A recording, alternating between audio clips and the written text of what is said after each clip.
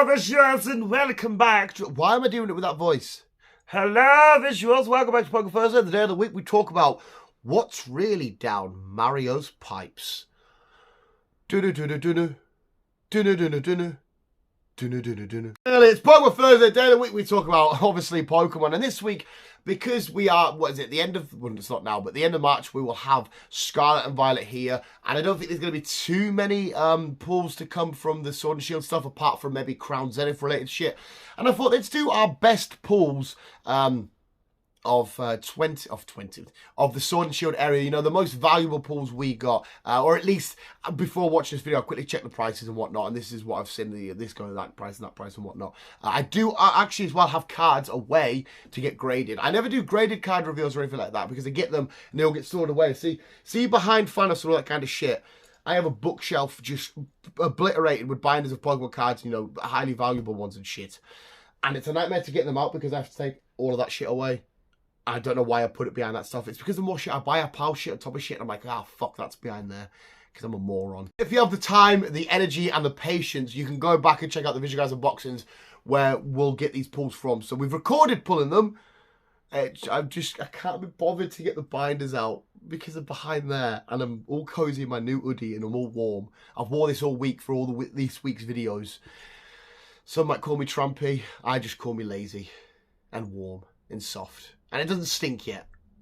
Wait till it stinks. We'll give it a week of stink and then we'll wash it. There's no particular number either. These are just ones that, like I said, I've just pulled. I've seen some of them are, you know, worth, 30 quid, 40 quid, 50 quid. Some are worth a hell of a lot, especially when I get them back and whatnot. They could be worth more. I've seen these cards worth graded at like 10s going for very, very high amounts and whatnot. So let's get started. We won't do it in any particular order, as we'll do these ones together. But on our first proper unboxing, we got the gold secret rare Zamazenta and Zacian. Now at the time I think the Zamazenta was never as popular, therefore his cards were never as expensive. Zacian was always the more popular one out of the two, even though I'm team Zamazenta. But the Zacian stuff, even the Zacian V from the base set was going for like 30 quid from here, there and everywhere. But the gold cards were going for us up to, again, I've seen them graded, I've seen people selling them online for like 80s, 90s, as far as 120 odd. Again, it's all subjective where you buy it from, what site you buy it from and stuff like that. But then to us to start off our Sword and Shield TCG adventure, it was great to get them two out the bag. 2 gold secret rares. We weren't that far off completing the base set, which is so nice. We are still going to try and do it once we get the time and, you know, that kind of stuff. Well, not the time, the money, because we're broke. But Zamazenta and Zacian gold V shiny. So they're not shiny, but the card's shiny, but they're not shiny.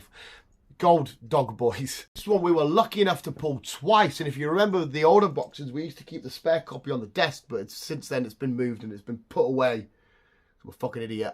It's the alternate art of Rayquaza from, I think it was from Evolving Skies, I'm fairly certain it was, but we got one just off camera. Went to B&M, got a packet, opened it, and oh my god, there's the alt art Ray. What the fuck? But as well, we did it, I'm sure we did it on camera, the other one. I'm fairly certain one of them has to be on camera, but we got 2 of the son of a guns, and some of them graded. I've seen go for like 500-600 quids. They have been an absolute joy to have 2 of, so I'm very, very lucky in that regard. One of them are one of the ones that got sent away. But Ray is cray, and it's a beautiful card. I tried to rap like Dre. Regular shiny Charizard V from Champions Path. It definitely wasn't shiny. No, it was definitely Champion's Path. This is probably the biggest overreaction, I didn't mean to, we've ever done on the unboxing, because we revealed it and it was like the first couple of packets in, I was like, shiny Charizard. Boom, I knocked the tripod over, and for the old tripod we still have, it's down there, it's snapped in half. I lost my mind. This one I've been seeing, I've seen at least, last I checked it, going for the high ends of the hundreds, into the thousands for a 10. It's at the time it was a very highly sought after card. A lot of people wanted it. I think you can buy it regularly just on its own for about 350, 400 roughly, just as a normal standard card, you know, without grading or anything like that. But it was a fucking joy to get, just because whenever there's a Charizard in any sort of set or a list, you want to tick it off. You want to get that box done. But Charizard, Shiny V, and it's not the only time Charizards are going to appear on this list. We got lucky with the Zards during Sword and Shield. Not the most expensive card, but it's one that we pulled, and it was a shock pull because it does class as a secret rare.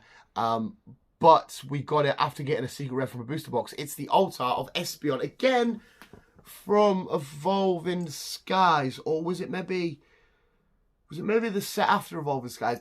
Whichever set it was from, the one where it's like sleeping on a building. Again, not the most priciest. I've seen it graded at a perfect 10.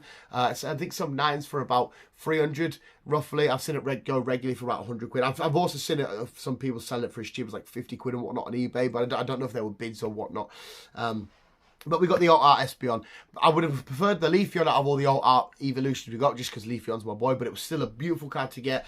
All of the evolution cards, to be fair, will look great in their own shape, or form. Leafeon was out in the field. I think, was it Sylveon or Vaporeon was like in a... It would make more sense if it was Vaporeon. It was in like a big pond. There was a Pikachu in the corner. Umbreon, they got the Umbreon of like sat on the building, like the weird night sky, like an old artistic painting. But we got Espeon. It's asleep on a building. Imagine that, just waking up, what the fuck's out on the roof? And there's a big Espeon chilling. But Espeon was at the time as well, was one of the sought after ones. People love evolutions. People love to complete them. I guess some people might have overpaid just to get a full Alt Art evolution set. But yes, Espeon. To the next Zard, and it's the shiny VMAX Charizard from...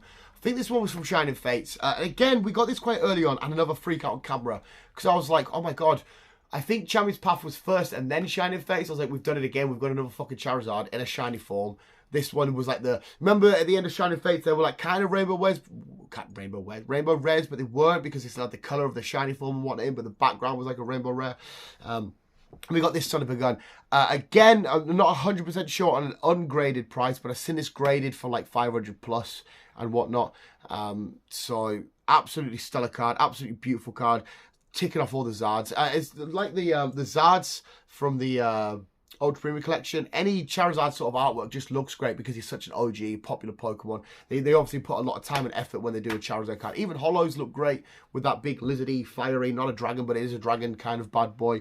But Charizard, shiny VMAX, I'm very, very happy to welcome you to the collection. Do these ones back to back. I remember this is when I think we got Pidgey, our new little Pidgey plush. I kept kissing the package going, kiss the Pidgey. We got the Giratina VMAX Rainbow and the Giratina VMAX Gold. They're the same card, but one's rainbow, one's gold.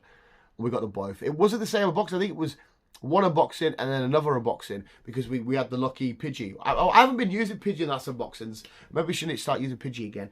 But yes, I remember as well when we were doing this unboxing, I think it was for the gold one.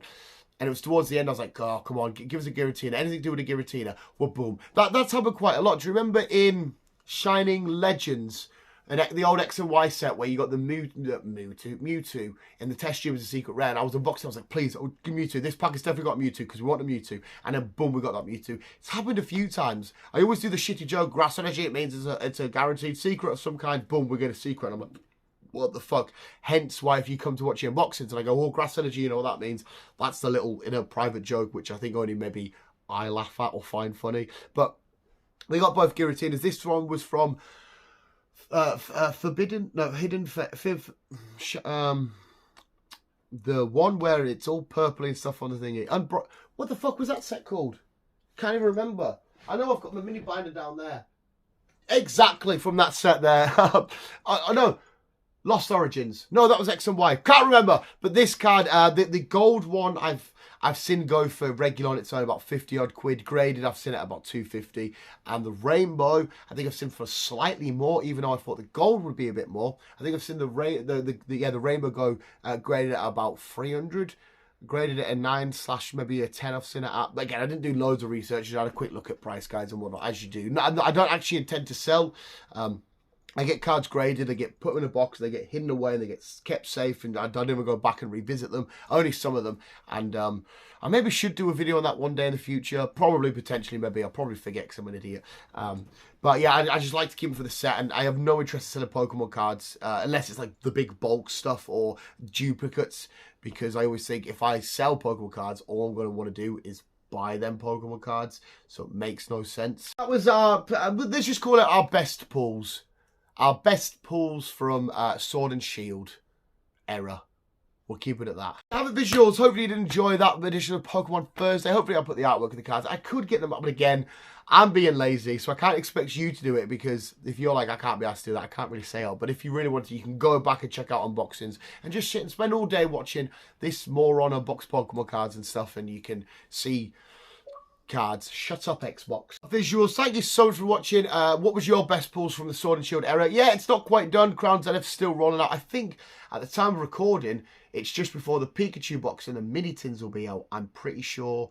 Don't quote me on that though, but I'm sure that by the time this video goes up, we should have an unboxing of that up, providing I've got enough funds in the bank, which is very unlikely. Quite often I'm like, I've got any money left. What you spent your money on? Pokemon cards.